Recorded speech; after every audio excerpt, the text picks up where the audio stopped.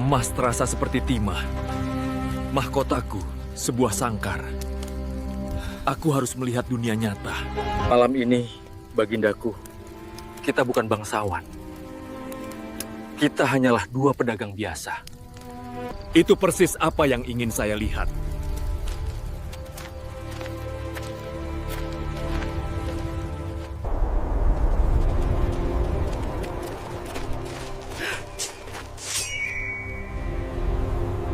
Berhenti. Serahkan semua yang kalian punya. Atau nyawa kalian melayang. Yang itu kuat. Tidak ada harganya mati. Anda akan lebih untung jika menjualnya. Minggir, budak yang lemah. Aku akan memberimu 2 dirham untuk yang satu ini. Nail To'on, tubuh yang kuat.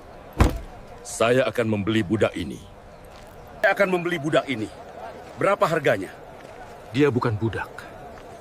Dia adalah Raja Harun. Angin musim panas berhembus malas melewati celah-celah jendela istana Baghdad yang megah, membawa aroma kurma matang dan debu gurun yang samar. Namun, kemewahan itu terasa menyesakkan bagi Sultan Harun al-Rashid. Ia duduk di atas singgasananya yang beralaskan permadani sutra tebal, menatap kosong ke arah para penari yang meliuk-liuk di hadapannya. Musik gambus yang biasanya menenangkan, kini terdengar seperti dengungan lalat di telinganya. "Hentikan," gumam sang raja pelan, namun cukup untuk membuat seluruh ruangan senyap seketika. Para penari membeku, dan pemusik meletakkan alat musik mereka dengan gemetar. "Baginda?" tanya wazir utama dengan nada cemas. Harun al-Rashid menghela nafas panjang, sebuah helaan yang syarat dengan beban kebosanan yang tak tertahankan. "Aku bosan dengan semua ini, pujian yang sama, makanan yang sama, tarian yang sama. Aku merasa seperti burung dalam sangkar emas, terputus dari dunia nyata. Panggilkan Abu Nawas." Perintah itu segera dilaksanakan. Tak butuh waktu lama bagi para pengawal untuk menyeret, atau lebih tepatnya, mengantar sosok Abu Nawas ke hadapan raja. Pria cerdik itu tampak sedikit kusut, seolah baru saja bangun dari tidur siang yang nikmat di bawah pohon rindang, namun matanya tetap bersinar jenaka. "Ampun beribu ampun Paduka Raja," sembah Abu Nawas sambil mencium lantai marmer. "Gerangan apa yang membuat Paduka memanggil hamba di jam istirahat yang begitu damai ini? Apakah ada gajah yang perlu diajari membaca lagi?" Harun al-Rashid tersenyum tipis, rasa suntuknya sedikit terangkat melihat tingkah penasihatnya yang tak pernah kehabisan akal itu. "Simpan gurauanmu Abu Nawas, aku sedang dilanda penyakit hati yang bernama kebosanan. Aku ingin melihat rakyatku, bukan dari balkon istana, dan bukan pula dari atas punggung kuda dengan dikawal ratusan prajurit. Aku ingin turun ke jalan, mendengar apa yang sebenarnya mereka bicarakan, merasakan apa yang mereka rasakan." Abu Nawas mengangkat wajahnya, keningnya berkerut. "Maksud Paduka menyamar?" "Tepat," jawab raja antusias. "Malam ini, kau dan aku akan berpakaian seperti pedagang biasa dari luar kota. Kita akan berkeliling pasar dan kedai kopi. Tidak ada yang boleh tahu siapa kita. Dan ingat, jika kau membocorkan identitasku, kepalamu taruhannya." Mendengar ancaman yang sudah menjadi makanan sehari-hari itu, Abu Nawas justru merasakan desiran ide nakal merambat di benaknya. Ia teringat betapa seringnya Raja Harun al-Rashid mempermainkannya, memberinya teka-teki mustahil yang hampir merenggut nyawanya, atau membuatnya menjadi bahan tertawaan istana.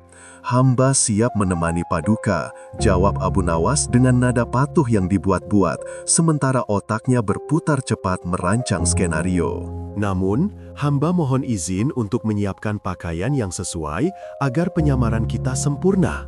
Raja mengangguk setuju. "Lakukanlah, kita berangkat selepas Isya." Saat Abu Nawas melangkah keluar dari balairung, senyum licik tersungging di bibirnya. Ini adalah kesempatan emas. Raja ingin melihat realitas rakyatnya. Baik, Abu Nawas akan memastikan Raja mendapatkan pengalaman yang jauh lebih nyata dari yang dibayangkannya. Sebuah rencana provokatif mulai tersusun rapi. Ia akan menempatkan raja dalam situasi di mana kekuasaan dan titah tidak berlaku, di mana raja harus merasakan ketidaknyamanan menjadi orang kecil yang dicurigai. Malam pun turun menyelimuti Baghdad. Dua sosok berjalan keluar dari gerbang belakang istana. Harun al-Rashid mengenakan jubah lusuh berwarna coklat tanah, sementara Abu Nawas memakai gamis yang sudah ditambal di beberapa bagian. Keduanya menyusup ke dalam keramaian pasar malam yang hiruk-pikuk. Aroma daging panggang, rempah-rempah tajam, dan keringat manusia bercampur menjadi satu. Harun al-Rashid tampak canggung. Ia berjalan dengan punggung terlalu tegak untuk ukuran seorang pedagang miskin, dan matanya menatap sekeliling dengan rasa ingin tahu yang terlalu colok. "Paduka," bisik Abu Nawas, menyenggol lengan raja. "Jika Anda berjalan seperti itu, orang akan mengira Anda sedang mencari mangsa untuk dicopet. Bungkukkan sedikit bahu Anda." Harun al-Rashid menurut, meski dengan gerutu pelan. Mereka berhenti di sebuah kedai kopi yang ramai. Di sana, para lelaki duduk bersila sambil menghisap shisha dan membicarakan harga gandum yang melambung tinggi. Disinilah Abu Nawas mulai melancarkan aksinya.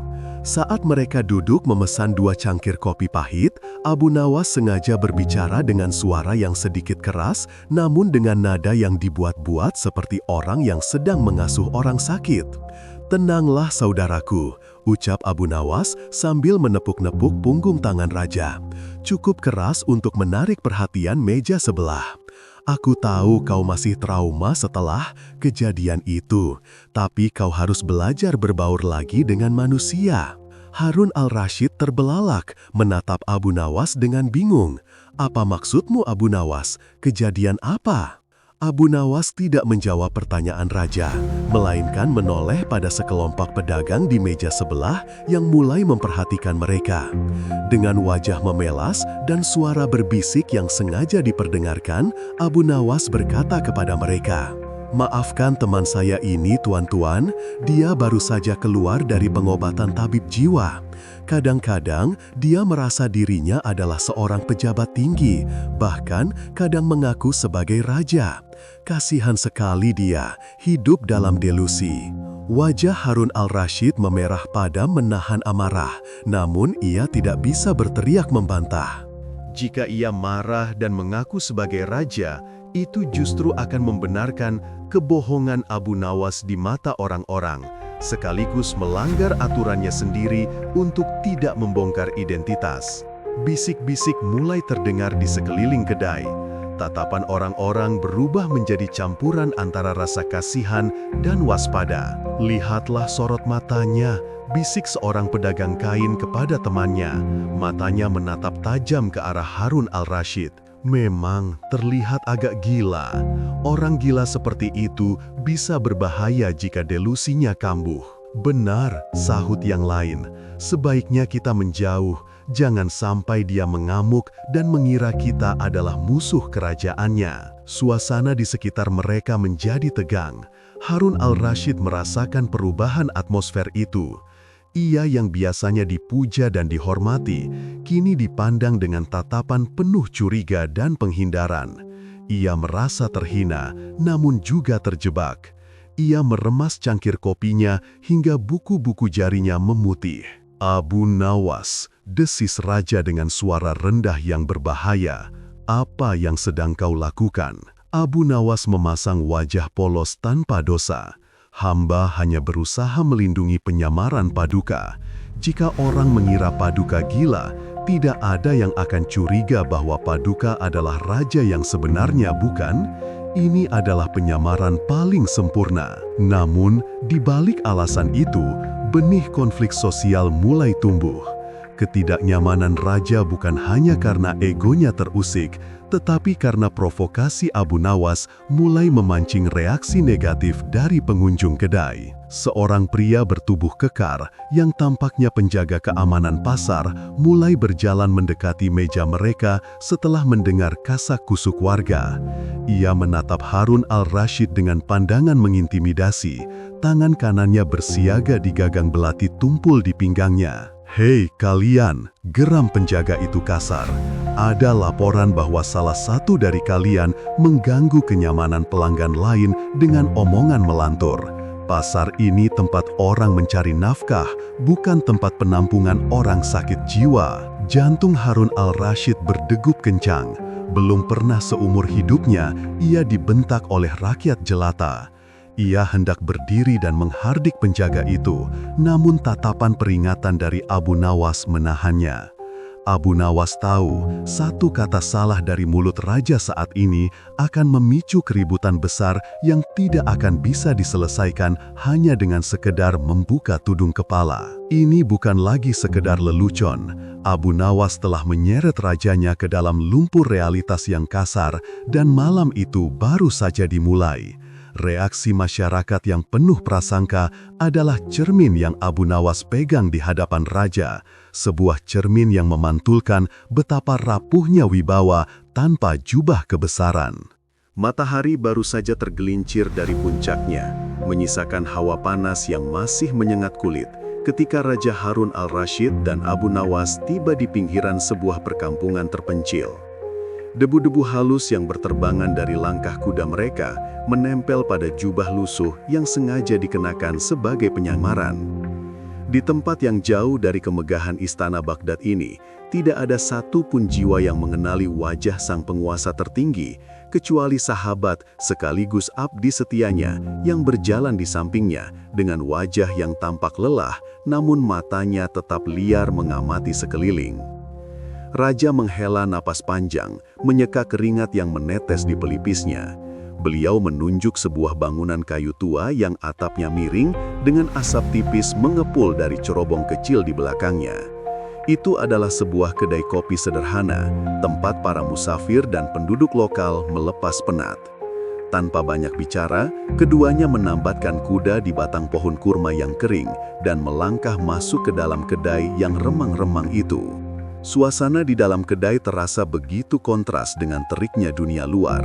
Udara di dalam lembab, berbau campuran antara biji kopi yang disangrai terlalu hangus, tembakau murah, dan aroma keringat manusia yang sudah mengering. Suara percakapan para pengunjung hanya berupa gumaman rendah, seolah setiap orang di sana menyimpan rahasia yang enggan dibagi. Raja memilih duduk di sudut ruangan yang paling gelap, berusaha menarik diri dari perhatian, sementara Abu Nawas memesan 2 cangkir kopi pekat kepada pemilik kedai yang bertubuh bungkuk. Saat kopi panas tersaji di atas meja kayu yang permukaannya kasar dan penuh goresan pisau, Abu Nawas mulai membiarkan pandangannya berkelana. Sebagai seseorang yang terbiasa hidup di jalanan sebelum dekat dengan istana, insting Abu Nawas tajam dalam membaca gelagat manusia. Matanya berhenti pada sosok seorang pria bertubuh gempal yang duduk sendirian di meja seberang. Pria itu memiliki lengan yang dipenuhi bekas luka, wajah yang keras, dan sepasang mata elang yang terus-menerus memindai setiap orang yang masuk dan keluar kedai. Ada sesuatu yang tidak beres dengan orang itu. Abu Nawas melihat bagaimana pria tersebut menyembunyikan sebuah gulungan tali tambang halus di balik jubahnya yang longgar, dan di pinggangnya terselip belati dengan gagang yang sudah mengilap karena sering disentuh. Abu Nawas mengenali tipe manusia seperti ini. Di dunia hitam, mereka dikenal sebagai pencari mangsa, pedagang manusia, atau lebih tepatnya, pencuri budak. Mereka menculik orang-orang yang lengah di perbatasan desa untuk dijual ke pasar budak di negeri antah berantah. Raja yang tidak menyadari bahaya maupun identitas orang di seberang sana menyesap kopinya dengan tenang. Beliau tampak menikmati anonimitas ini, merasa bebas dari beban mahkota untuk sesaat. Namun, di benak Abu Nawas, sebuah gagasan jahil tiba-tiba memercik, menyala seperti api kecil yang disiram minyak. Ia teringat betapa seringnya raja membuatnya pusing dengan teka-teki mustahil, atau menempatkan nyawanya di ujung tanduk hanya demi hiburan istana. Terlintaslah sebuah pikiran gila, bagaimana jika kali ini raja yang merasakan sedikit petualangan yang sesungguhnya. Setan kecil di kepala Abu Nawas berbisik, menggoda akal sehatnya untuk melakukan sesuatu yang melampaui batas kewajaran. Ia menatap raja, lalu menatap si pencuri budak. Sebuah rencana nekat tersusun rapi dalam hitungan detik. Baginda, bisik Abu Nawas, memastikan suaranya tidak terdengar oleh orang lain. Tunggu sebentar di sini. Hamba perlu membuang hajat di belakang. Jangan kemana-mana, daerah ini rawan penipu. Raja hanya mengangguk pelan, masih asyik mengamati perilaku rakyat jelata di sekitarnya, tidak menaruh curiga sedikitpun pada senyum tipis yang tersengim di bibir Abu Nawas.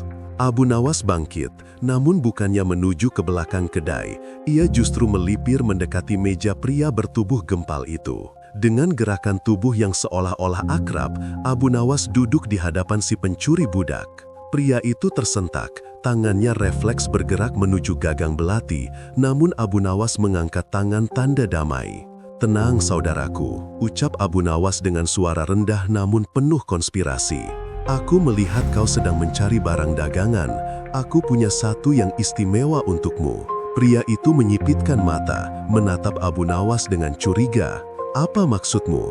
Abu Nawas menunjuk dengan dagunya ke arah sudut gelap di mana raja duduk sendirian. "Kau lihat orang itu? Dia budakku. Badannya kuat, sehat, dan giginya masih lengkap. Dia bisa bekerja di ladang atau tambang batu tanpa lelah." Si pencuri budak menoleh, menaksir sosok raja dari kejauhan. Postur raja memang tegap dan berwibawa meski pakaiannya lusuh. Itu adalah ciri fisik budak kelas atas. Ketertarikan mulai muncul di mata si pencuri. "Berapa harganya?" tanyanya kasar. "Murah saja," jawab Abu Nawas cepat. "Aku sedang butuh uang cepat untuk melunasi hutang judi. Tapi ada satu hal yang harus kau tahu, budakku ini agak terganggu jiwanya." "Terganggu bagaimana?" Abu Nawas mendekatkan wajahnya, memasang ekspresi serius yang meyakinkan. Dengan ekspresi serius yang meyakinkan, dia sering berhalusinasi. Dia percaya bahwa dirinya adalah seorang raja. Kadang dia akan membentakmu, memerintahmu, bahkan mengaku sebagai Sultan Harun al-Rashid. Jangan dengarkan dia. Semakin dia membantah dan mengaku raja, itu artinya penyakit gilanya sedang kumat. Kau hanya perlu memukulnya sedikit agar dia sadar. Pria itu tertawa pelan, sebuah tawa yang kering dan mengerikan. "Hanya itu?" "Aku sudah biasa menangani budak gila. Asal ototnya kuat, otaknya yang miring bukan urusanku." Kesepakatan pun terjadi dalam waktu singkat. Sekantung keping emas berpindah dari tangan kasar si pencuri ke tangan Abu Nawas. Jumlahnya cukup banyak, cukup untuk hidup mewah selama sebulan. Abu Nawas menimbang kantung itu di tangannya, merasakan beratnya konsekuensi yang baru saja ia ciptakan. Namun, rasa penasaran dan keinginan untuk memberi pelajaran pada raja mengalahkan rasa takutnya. Abu Nawas kembali ke meja raja dengan wajah yang dibuat setenang mungkin. "Baginda," katanya, "saya baru saja bertemu kawan lama di sini. Saya harus pergi sebentar untuk mengurus sesuatu yang mendesak. Orang di seberang sana itu, dia akan menjaga Baginda sampai saya kembali." Raja mengerutkan kening. "Kau mau pergi, meninggalkan aku di tempat asing ini? Hanya sebentar Baginda, percayalah pada hamba. Orang itu sangat menghormati tamu." Bohong Abu Nawas dengan sangat lancar. Sebelum raja sempat memprotes lebih lanjut, Abu Nawas sudah berbalik dan melangkah cepat keluar dari kedai, menghilang di balik keramaian pasar desa, meninggalkan rajanya sendirian di mulut singa. Suasana di kedai kopi itu perlahan berubah mencekam. Bayangan matahari yang semakin panjang menciptakan siluet-siluet menakutkan di dinding kayu. Raja merasa ada yang tidak beres ketika melihat pria bertubuh gempal itu bangkit dari kursinya dan berjalan lurus ke arahnya. Langkah kaki pria itu berat, menekan lantai kayu hingga berderit nyaring, seolah menghitung mundur detik-detik kebebasan sang raja. Pria itu berhenti tepat di depan meja raja, menatapnya dengan pandangan merendahkan, seolah sedang menilai seekor kuda tunggangan. "Ayo bangun," perintah pria itu kasar, "waktunya pergi." Raja terperanjat. Beliau menatap pria itu dengan tatapan tajam penuh wibawa, tatapan yang biasa membuat menteri-menteri istana menunduk takut. "Lancang sekali kau bicara seperti itu. Siapa kau? Di mana Abu Nawas?" Pria itu menyeringai, memamerkan gigi-giginya yang kuning. "Abu Nawas, maksudmu majikanmu yang tadi? Dia sudah menjualmu padaku. Sekarang aku tuanmu yang baru." Darah raja mendidih seketika. Wajahnya memerah padam karena amarah yang meluap. "Kurang ajar, apa kau tidak tahu siapa aku? Aku adalah Harun al-Rashid, rajamu." Bukannya takut, tawa pria itu justru meledak, menggema memenuhi ruangan kedai yang sempit. Para pengunjung lain menoleh, namun tak ada yang berani ikut campur melihat siapa yang tertawa. "Benar kata majikanmu," ujar pria itu sambil menggeleng-gelengkan kepala. Tangannya mulai membuka gulungan tali tambang. "Kau memang gila, mengaku raja di kedai bobrok seperti ini. Yang benar saja budak, kalau kau raja, aku ini malaikat Israel. Berani kau menyentuhku, akan kupenggal lehermu." Bentak raja, berdiri dan menggebrak meja. Namun ancaman itu hanya dianggap angin lalu. Dengan gerakan cepat dan terlatih, si pencuri budak menyambar lengan raja, memelintirnya ke belakang dengan kekuatan yang mengejutkan. Raja yang tidak siap dengan serangan fisik semacam itu mengerang kesakitan. Beliau mencoba meronta, namun cengkeraman pria itu sekuat besi. "Diam kau, orang gila!" hardik si pencuri. "Simpan omong kosong rajamu itu untuk nanti malam di kandang."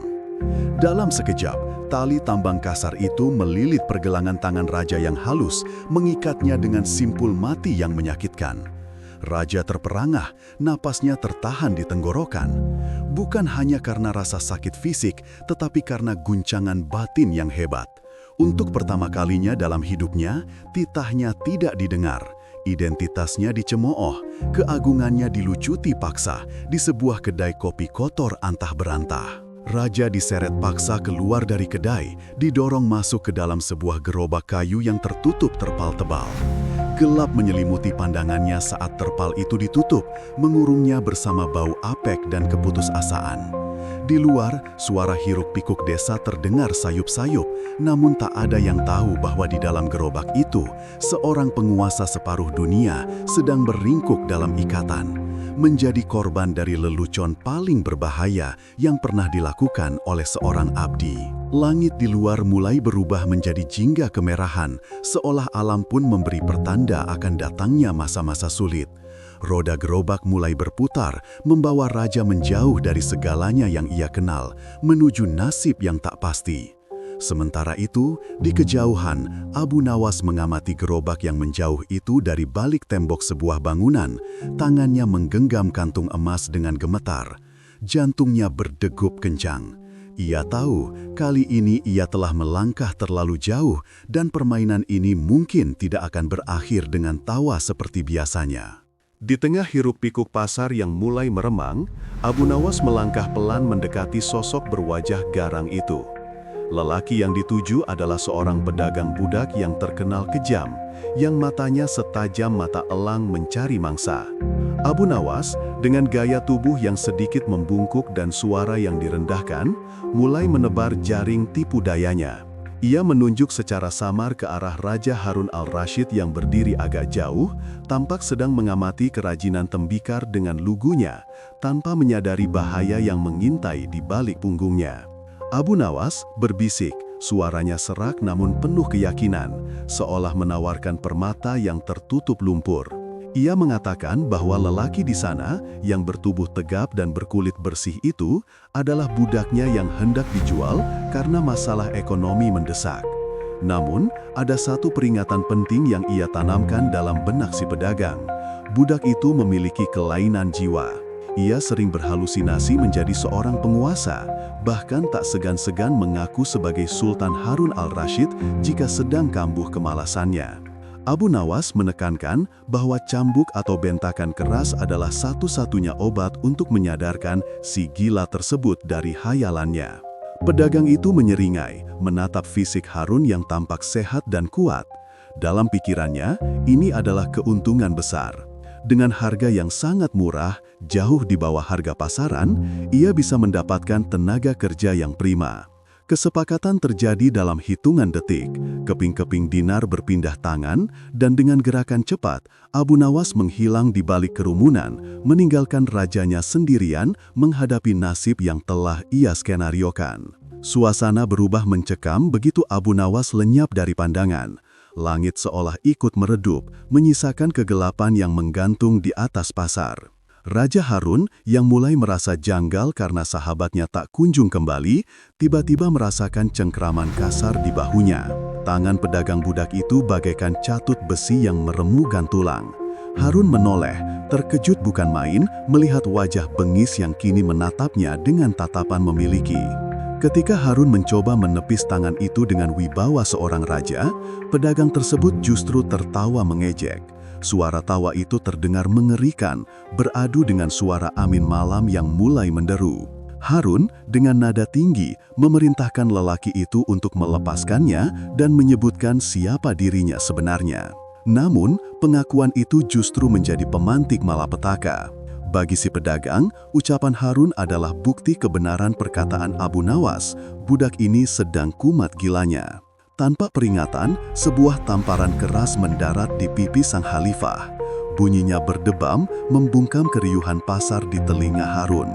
Rasa panas menjalar, bukan hanya di kulit, tapi juga di harga dirinya yang tercabik. Dunia Harun berputar. Ia diseret paksa melewati lorong-lorong kumuh, dijauhkan dari kemewahan istana yang selama ini membuayanya. Setiap kali ia berteriak bahwa ia adalah Amirul Mukminin, setiap kali itu pula pukulan atau cambukan kecil menyengat tubuhnya. Pedagang itu tidak melihatnya sebagai manusia yang dimuliakan Allah, melainkan sebagai properti rusak yang perlu diperbaiki dengan kekerasan. Malam itu, Harun dilemparkan ke dalam sebuah gudang pengap yang berbau apek dan kotoran kuda. Gelap gulita menyelimuti ruangan itu, hanya diterangi seberkas cahaya bulan yang lolos dari celah atap yang bocor. Disinilah atmosfer mencekam mencapai puncaknya. Harun al-Rashid, penguasa separuh dunia, kini meringkuk di atas jerami basah, dikelilingi oleh suara nafas berat budak-budak lain yang tertidur dalam penderitaan. Tidak ada bantal sutra, tidak ada dayang-dayang, tidak ada penjaga yang siap mati untuknya. Yang ada hanyalah dingin yang menusuk tulang dan rasa lapar yang mulai melilit perut. Dalam keheningan yang menyakitkan itu, batin Harun bergolak hebat. Kemarahannya kepada Abu Nawas perlahan surut, tergantikan oleh rasa takut yang purba dan perenungan yang mendalam. Ia menyadari betapa tipisnya batas antara kemuliaan dan kehinaan. Tanpa jubah kebesaran dan cincin stempel kerajaan, ia hanyalah seorang lelaki biasa yang tak berdaya di hadapan kekuasaan orang lain. Ia merasakan apa yang dirasakan rakyat jelata yang tertindas, ketidakadilan yang membungkam mulut, kekerasan yang meremukkan harapan, dan ketakutan akan hari esok yang tak pasti. Bayangan tentang dosa-dosanya sebagai pemimpin mulai menghantuinya di kegelapan. Apakah ia sudah cukup adil? Apakah ia pernah membiarkan orang lain terzalimi seperti ini tanpa ia ketahui? Rasa sakit di tubuhnya menjadi guru yang paling jujur. Setiap denyut nyeri mengingatkannya bahwa di hadapan Tuhan, jabatannya tidaklah berarti jika tidak digunakan untuk melindungi yang lemah.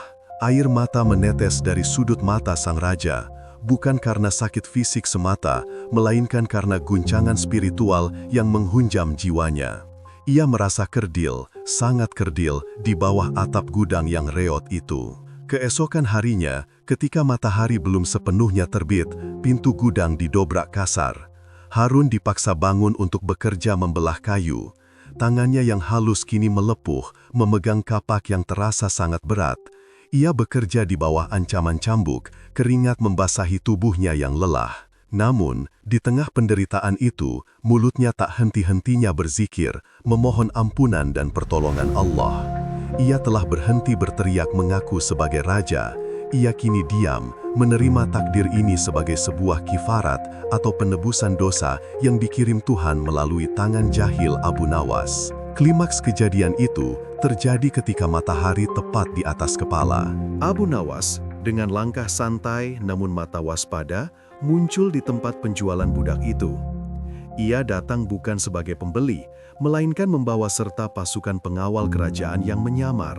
Ketika pedagang budak itu melihat Abu Nawas, ia hendak menyapa dan berterima kasih atas barang dagangan yang meski gila tapi kuat bekerja. Namun, senyumnya lenyap seketika saat melihat Harun al-Rashid berdiri tegak, membuang kapaknya dan menatap tajam dengan aura yang tiba-tiba berubah kembali menjadi singa padang pasir. Para pengawal segera mengepung tempat itu. Pedagang budak itu gemetar hebat, lututnya lemas, dan wajahnya pucat pasi saat menyadari bahwa si gila itu benar-benar rajanya. Ia tersungkur, mencium tanah, memohon ampun hingga suaranya serak. Pedang-pedang telah terhunus, siap memenggal kepala si pedagang yang telah berani menista khalifah. Namun, di saat genting itu, Harun mengangkat tangannya, menghentikan eksekusi. Ada ketenangan baru di wajahnya, sebuah kebijaksanaan yang lahir dari penderitaan semalam suntuk. Ia menatap Abu Nawas, lalu menatap pedagang itu. Harun menyadari bahwa pedagang itu hanyalah instrumen, dan Abu Nawas, meskipun caranya sangat kurang ajar, telah memberikan pelajaran yang tidak bisa didapatkan dari ribuan kitab. Raja Harun mendekati pedagang yang ketakutan itu dan membangunkannya. Ia tidak menghukum mati pedagang itu, tetapi memerintahkannya untuk membebaskan semua budak yang ia miliki dan memberikan mereka bekal yang layak sebagai ganti nyawanya. Keadilan Tuhan telah berbicara melalui rasa takut si pedagang. Kemudian Harun beralih kepada Abu Nawas. "Wahai Abu Nawas," ujar raja dengan suara bergetar namun tegas. "Engkau telah menjual rajamu dengan harga murah, namun pelajaran yang aku dapatkan malam ini harganya tak ternilai oleh emas permata. Engkau membuatku merasakan menjadi hamba sahaya agar aku tahu beratnya menjadi tuan yang adil." Abu Nawas menunduk, menyembunyikan senyum lega sekaligus rasa hormat yang mendalam. Ia tahu lehernya bisa saja melayang, tetapi ia percaya pada hati nurani rajanya. Harun al-Rashid kembali ke istana bukan lagi sebagai raja yang sama. Ia pulang dengan membawa luka di tubuh, namun kesembuhan di dalam hati. Ia sadar bahwa tahta hanyalah titipan dan kesewenang-wenangan dapat menimpa siapa saja jika Allah berkehendak membalikan keadaan. Insiden itu menjadi rahasia yang mengubah cara pandang sang raja selamanya, bahwa pemimpin sejati adalah ia yang mampu merasakan derita rakyat yang paling rendah sekalipun. Setelah memastikan si pencuri telah masuk ke dalam perangkap mental yang ia bangun, Abu Nawas segera memutar langkah. Ia berjalan dengan tenang, namun penuh tujuan, menuju tenda kerajaan yang berdiri megah di pinggir alun-alun kota. Di sana, Raja Harun al-Rashid sedang duduk menikmati kurma, sembari mengamati hiruk-pikuk rakyatnya dari kejauhan, dikelilingi oleh para pengawal yang bersiaga dengan tombak perak mereka. Abu Nawas membungkuk hormat, wajahnya dipasang sedemikian rupa hingga menyiratkan urgensi yang bercampur dengan kerahasiaan. Ia mendekat ke telinga sang khalifah, berbisik dengan nada yang sangat pelan agar tak terdengar oleh wazir maupun panglima yang berdiri di dekat sana. "Ampun beribu ampun Paduka yang mulia," bisik Abu Nawas, matanya melirik ke kiri dan kanan seolah memastikan keamanan. "Hamba baru saja bertemu dengan seorang asing yang luar biasa. Ia mengaku memiliki rahasia alam semesta dan strategi perang yang belum pernah didengar manusia manapun. Namun, ia sangat pemalu dan takut pada keramaian istana. Ia hanya bersedia bicara empat mata dengan Paduka di lorong sunyi di balik pasar hewan." Raja Harun al-Rashid yang memang memiliki dahaga tak terpuaskan akan ilmu pengetahuan dan kebijaksanaan seketika tertarik. Alisnya terangkat dan rasa ingin tahunya mengalahkan kewaspadaannya. Baginya, menemukan permata kebijaksanaan di tempat kumuh adalah petualangan yang sering ia lakukan saat menyamar. Namun, kali ini Abu Nawas menjanjikan sesuatu yang lebih besar. "Benarkah itu Abu Nawas? Jika ia berbohong, lehermu taruhannya," ujar raja dengan suara rendah namun tegas. "Hamba tidak berani bermain-main dengan nyawa hamba sendiri, Paduka. Orang ini menunggu di sana sekarang. Jika kita membawa pengawal, ia pasti akan lari ketakutan dan ilmunya akan hilang selamanya," jawab Abu Nawas meyakinkan. Tanpa berpikir panjang lagi, sang raja memberi isyarat tangan agar para pengawal tetap di tempat. Ia bangkit, merapikan jubah penyamarannya yang sederhana agar tidak terlalu mencolok, lalu mengikuti langkah Abu Nawas membelah kerumunan pasar. Mereka berjalan semakin jauh dari pusat keramaian, memasuki lorong-lorong sempit yang diapit oleh dinding-dinding tanah liat yang tinggi dan lembab. Cahaya matahari sore mulai meredup, menciptakan bayang-bayang panjang yang seolah merayap di dinding lorong, menambah kesan suram dan terasing. Suara riuh pasar perlahan memudar, digantikan oleh suara angin yang menderu pelan melewati celah bangunan tua dan tetesan air dari saluran pembuangan yang kotor. Bau amis dan debu menyergap hidung. Mereka tiba di sebuah sudut mati, sebuah area di mana bayangan terasa lebih pekat daripada tempat lain. Di ujung sana, sosok si pencuri bertubuh kekar itu berdiri membelakangi mereka. Tampak gelisah namun penuh harap akan korban yang dijanjikan Abu Nawas. "Tunggulah di sini, Paduka. Hamba akan memanggilnya agar mendekat dengan sopan," kata Abu Nawas sambil membungkuk mundur. Raja Harun mengangguk, matanya fokus pada sosok asing itu. Namun, dalam sekejap mata, saat Raja menoleh kembali untuk memberi instruksi tambahan, Abu Nawas telah lenyap. Sosok cerdik itu menghilang di balik tikungan lorong dengan kecepatan dan keheningan yang menyerupai hantu, meninggalkan sang raja sendirian di tempat yang asing dan sunyi. Kecurigaan mulai merayapi hati Harun al-Rashid. Suasana di sekitarnya berubah drastis menjadi mencekam. Tidak ada lagi suara tawar-menawar pedagang, tidak ada derap langkah kuda pengawal, hanya kesunyian yang menekan dada. Ia merasakan perubahan tekanan udara, seolah dinding-dinding sempit itu menghimpitnya. Si pencuri menyadari ada seseorang yang datang, membalikkan badannya. Matanya yang tajam dan liar menatap sosok Harun al-Rashid. Ia tidak melihat seorang raja, ia hanya melihat seorang pria paruh baya dengan pakaian yang cukup layak untuk dirampok atau dijadikan sandera, persis seperti deskripsi Abu Nawas tentang orang kaya yang bodoh. Tanpa basa-basi, tanpa salam perkenalan atau diskusi tentang rahasia alam semesta, si pencuri itu menerjang maju. "Serahkan hartamu atau nyawamu!" geram si pencuri, suaranya parau dan menggelegar di lorong sempit itu. Raja Harun terperanjat. Ia terbiasa dengan tutur kata halus dan penghormatan setinggi langit. "Lancang sekali kau, tahukah kau siapa aku?" bentaknya. Refleks otoritasnya muncul seketika. Namun, bentakan itu justru memicu tawa mengejek dari si pencuri. Ia tidak peduli dengan kata-kata. Dengan gerakan cepat dan kasar, ia menyergap raja. Harun al-Rashid mencoba melawan, tetapi tanpa pedang dan tanpa latihan fisik yang rutin, ia bukanlah tandingan bagi penjahat jalanan yang hidup dari kekerasan.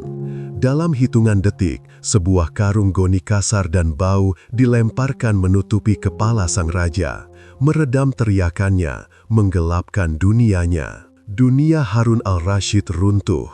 Kegelapan total menyelimutinya, disertai bau apek yang menusuk hidung. Ia merasakan tubuhnya diangkat paksa, dipanggul seperti sekarung beras. Ia meronta, berteriak di dalam karung, namun suaranya hanya memantul kembali ke telinganya sendiri, teredam oleh serat kain yang tebal. Perjalanan itu terasa sangat panjang dan menyiksa. Guncangan demi guncangan membuat perut sang raja mual. Ia bisa mendengar nafas berat si pencuri yang membanggulnya, serta suara langkah kaki yang bergesekan dengan kerikil dan tanah. Setiap detik terasa seperti 1 jam. Rasa takut yang belum pernah ia rasakan sebelumnya mulai menjalari sumsum tulangnya. Bukan takut akan kematian, melainkan ketakutan akan ketidakberdayaan. Ia adalah penguasa separuh dunia, Amirul Mukminin. Namun kini, ia tidak lebih dari sekadar beban di pundak seorang kriminal. Setelah waktu yang tak terukur, tubuhnya dihempaskan ke lantai yang keras dan dingin. Tali yang mengikat karung dilepas, Namun sebelum ia sempat melihat sekeliling, tangannya ditarik kasar dan diikat ke sebuah tiang kayu. Penutup kepalanya ditarik paksa. Harun al-Rashid terengah-engah, matanya mengerjap, menyesuaikan diri dengan cahaya remang-remang dari sebuah obor yang hampir mati di dinding. Ia berada di sebuah gudang tua yang lembab. Jaring laba-laba menggantung di sudut-sudut ruangan dan lantai tanahnya becek. Di hadapannya, si pencuri itu duduk di atas peti kayu, memain-mainkan belati sambil menatapnya dengan tatapan lapar. "Temanmu bilang kau punya banyak emas," kata si pencuri itu sambil meludah ke lantai.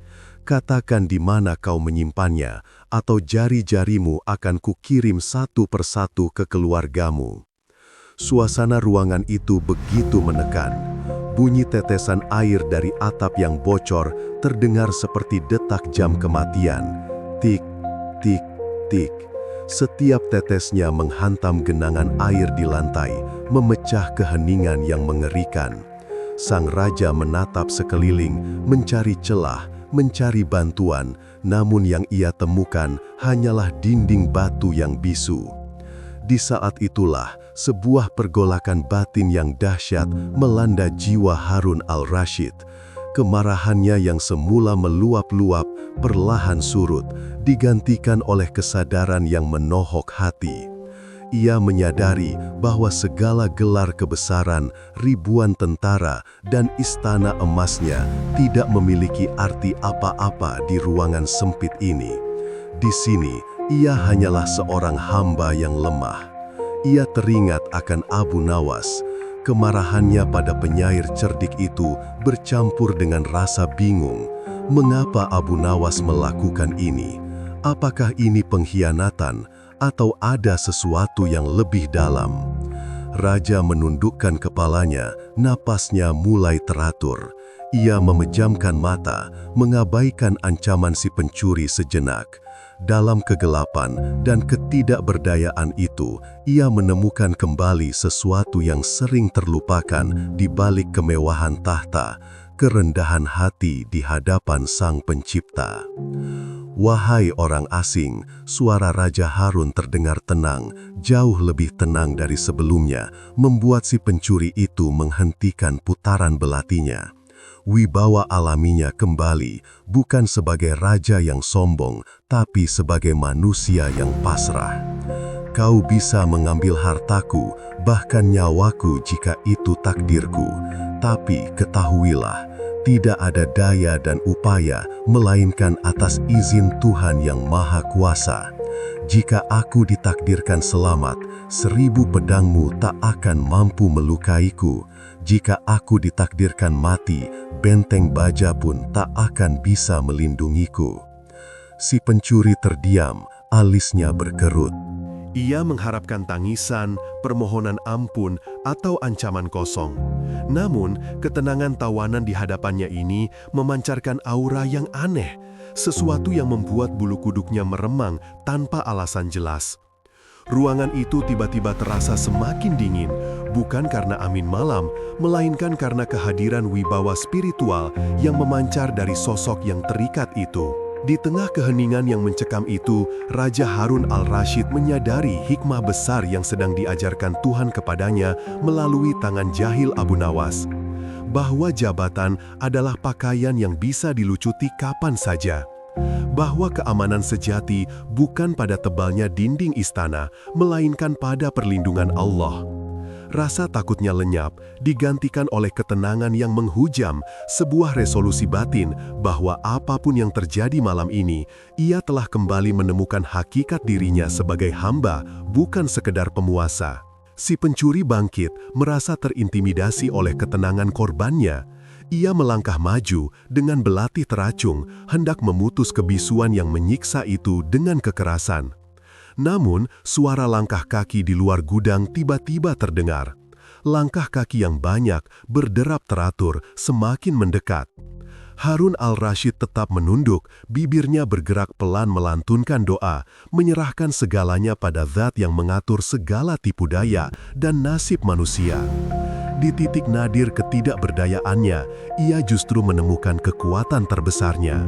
Debu jalanan yang pekat berterbangan, menyusup ke dalam hidung dan memerihkan mata, seolah alam semesta sendiri tengah bersekongkol untuk menertawakan nasib sang penguasa. Harun al-Rashid, sosok yang titahnya mampu menggerakkan ribuan pasukan dan memenggal kepala para pengkhianat hanya dengan satu isyarat jari, kini terikat erat dengan tali kasar yang menggerus pergelangan tangannya. Ia tersentak bangun bukan oleh nyanyian dayang-dayang atau harum kasturi istana, melainkan oleh siraman air kotor yang dingin dan bau tengik dari mulut seorang pencuri bertubuh kekar. Cahaya matahari pagi yang menerobos celah dinding guduk reot itu tidak membawa kehangatan, melainkan menyoroti kemiskinan dan kekelaman nasib yang kini membelit sang khalifah. Harun berusaha bangkit, namun kakinya terasa kaku dan harga dirinya memberontak hebat. Ia menatap sosok pencuri di hadapannya dengan nyalang, sorot mata yang biasa membuat para wazir menunduk ketakutan, kini hanya dianggap sebagai tatapan kosong orang yang kehilangan akal. "Lepaskan aku, wahai manusia bodoh," suara Harun menggelegar meski parau karena dahaga. Wibawanya masih tersisa, getaran nadanya masih menyiratkan komando mutlak. "Tahukah engkau siapa yang kau ikat ini? Aku adalah Harun al-Rashid, Amirul Mukminin, pemimpin umat yang kau bernaung di bawah panji kekuasaannya." Pencuri itu yang sedang sibuk mengunyah roti keras sisa semalam hanya berhenti sejenak. Ia menatap tawanannya dengan campuran rasa geli dan kasihan. Ia teringat betul kata-kata si penjual budak yang tak lain adalah Abu Nawas, bahwa budak ini memiliki penyakit jiwa yang parah. Penyakit yang membuatnya berhalusinasi menjadi seorang raja setiap kali penyakitnya kambuh.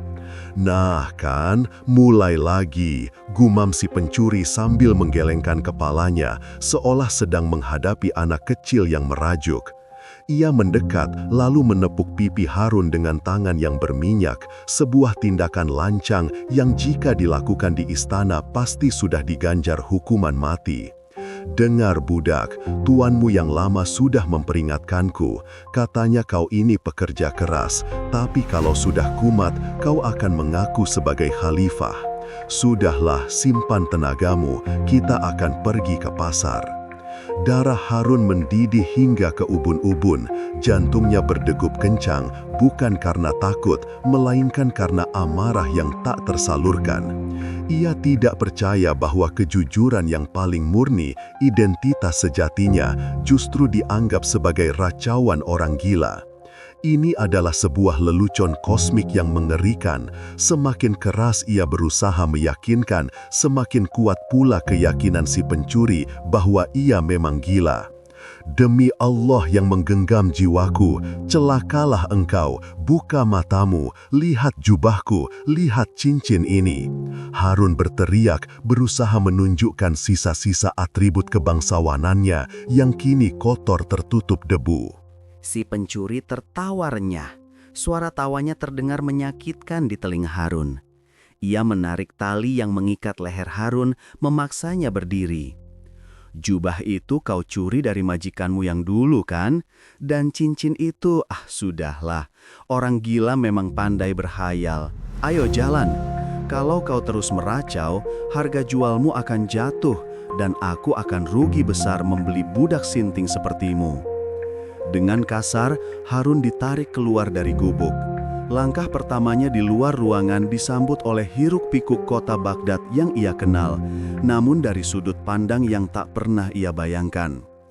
Ia tidak sedang duduk di atas tanduk emas yang diusung para pengawal, tidak pula menunggangi kuda putih yang gagah. Ia berjalan kaki, terseret-seret di atas tanah berbatu, berbaur dengan debu yang diinjak oleh rakyat jelata. Sepanjang perjalanan menuju pasar budak, batin Harun bergejolak hebat. Ia melihat rakyatnya sendiri berlalu lalang. Ada pedagang yang memikul dagangan, ada ibu yang menggendong anak, ada pengemis yang menadahkan tangan. Mereka semua adalah orang-orang yang selama ini ia lindungi, orang-orang yang ia pikir mengenalnya. Namun, saat Harun mencoba berteriak memanggil bantuan, orang-orang itu hanya menoleh sekilas lalu membuang muka. Mereka melihat seorang pria kumal yang ditarik dengan tali berteriak-teriak mengaku sebagai raja. Di mata mereka, ia hanyalah salah satu dari sekian banyak orang malang yang kehilangan akal sehat di kerasnya kehidupan kota Baghdad. Inilah atmosfer yang mencekam bagi seorang penguasa, menjadi tidak terlihat di tengah keramaian yang ia kuasai. Ketiadaan pengakuan adalah penjara yang jauh lebih menyiksanya daripada jeruji besi manapun. Harun merasakan dadanya sesak, sebuah kesadaran pahit mulai merayap masuk ke dalam sanubarinya. Tanpa jubah kebesaran, tanpa mahkota, dan tanpa pasukan pengawal, siapakah dia sebenarnya di mata manusia? Apakah kekuasaannya selama ini melekat pada jiwanya, atau hanya pada atribut yang ia kenakan? Si pencuri terus menyeretnya tanpa ampun, melewati gang-gang sempit yang berbau amis ikan dan keringat. "Diamlah, kau membuat orang-orang takut," bentak si pencuri ketika Harun mencoba memberontak lagi di persimpangan jalan. "Kau akan digantung, demi Tuhan, kau akan digantung," ancam Harun, namun suaranya mulai terdengar putus asa. Ancaman itu terdengar kosong di udara yang panas. Mereka akhirnya tiba di pasar budak. Suara riuh rendah tawar-menawar, bentakan para mandor, dan denting uang logam menciptakan kakofoni yang memusingkan. Bau keringat ribuan manusia bercampur dengan bau hewan ternak menusuk indera penciuman. Di tempat ini, manusia tidak lagi memiliki harga diri, mereka hanyalah komoditas, sepotong daging yang dinilai berdasarkan kekuatan otot dan kesehatan gigi. Harun didorong naik ke atas sebuah panggung kayu rendah. Di sekelilingnya berjejer budak-budak lain dengan tatapan mata yang mati. Ada yang dari Nubia, ada yang dari Persia, semuanya menunduk pasrah. Hanya Harun yang berdiri tegak, matanya menyala-nyala menatap kerumunan, menolak untuk ditundukkan. Namun, postur gagahnya itu justru menjadi bahan tertawaan. "Lihat ini!" seru si pencuri yang kini bertindak sebagai penjual kepada kerumunan calon pembeli. "Budak yang kuat, ototnya liat, tulangnya besi. Dia bisa mengangkat beban berat, tapi ada satu kekurangannya." Si pencuri mendekatkan wajahnya ke telinga salah satu calon pembeli dan berbisik cukup keras hingga terdengar oleh Harun. Dia agak gila. Dia pikir dia adalah Khalifah Al-Rashid. Gelak tawa meledak di sekitar panggung. Orang-orang menunjuk-nunjuk Harun sambil memegangi perut mereka. Tawa itu bagaikan cambuk api yang mencabik-cabik sisa harga diri sang khalifah. Mereka tidak menertawakan lelucon, mereka menertawakan kebenaran yang dianggap mustahil. "Wahai Amirul Mukminin," teriak seorang pedagang gemuk dengan nada mengejek. "Jika engkau raja, bisakah kau perintahkan matahari untuk berhenti bersinar agar kami tidak kepanasan? Atau mungkin baginda ingin membeli kami semua dengan debu di kakinya?" sahut yang lain, disambut tawa yang lebih keras. Harun Al-Rashid terdiam, kata-kata di tenggorokannya tercekat. Kemarahannya yang meluap-luap perlahan surut, berganti dengan perasaan hening yang menakutkan namun mencerahkan. Di tengah hinanya pasar budak itu, di bawah terik matahari yang membakar kulitnya, Harun merasakan tamparan spiritual yang luar biasa keras. Ia teringat pada kekuasaan Allah.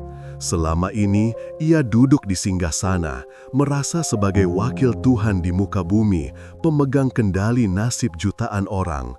Namun kini, Allah menunjukkan kepadanya betapa rapuhnya manusia. Hanya dengan satu jentikan takdir, seorang raja bisa menjadi budak, dan kebenaran bisa dianggap sebagai kegilaan. Jabatan, harta, dan penghormatan hanyalah pakaian luar yang bisa dilucuti kapan saja. Tanpa kehendak Allah yang menjaga martabatnya, Harun hanyalah seonggok daging yang ditertawakan oleh rakyat jelata. Matanya yang tadi nyalang penuh amarah kini meredup, basah oleh air mata yang bukan karena sedih, melainkan karena rasa malu kepada penciptanya. Ia menyadari kesombongannya. Ia menyadari betapa ia sering lupa bahwa di atas raja masih ada raja di raja. Ironi ini begitu pahit, namun obatnya begitu mujarab bagi penyakit hati yang mungkin selama ini tidak ia sadari. Si pencuri melihat Harun terdiam dan menunduk, mengira kegilaan budaknya sedang mereda. Ia kembali berteriak menawarkan dagangannya. "Ayo, siapa yang mau menawar? Budak kuat, hanya perlu sedikit cambukan untuk menyadarkannya dari mimpi." Harun tidak lagi melawan. Ia berdiri mematung, membiarkan dirinya menjadi tontonan. Dalam hati, ia beristighfar, memohon ampunan Tuhan atas segala keangkuhan yang pernah terlintas di benaknya selama memimpin Baghdad. Ia menerima momen ini sebagai sebuah ujian berat, sebuah kifarat, penebusan dosa. Jika memang takdirnya berakhir di pasar budak ini, biarlah ia menghadapinya dengan kesabaran seorang hamba, bukan dengan kemurkaan seorang raja. Namun, di tengah kepasrahan itu, di sudut matanya, ia melihat seseorang yang familiar menyeruak dari kerumunan. Seseorang dengan sorban yang dikenakan sedikit miring dan senyum jenaka yang khas. Namun, kali ini wajah itu tampak pucat pasi melihat rajanya benar-benar berdiri di atas panggung lelang. Abu Nawas telah datang, dan ia menyaksikan sendiri bagaimana leluconnya telah berubah menjadi mimpi buruk yang melampaui batas. Namun, bagi Harun saat itu, pelajaran yang ia dapatkan di atas panggung kayu reyot itu jauh lebih berharga daripada seluruh emas di perbendaharaan istana.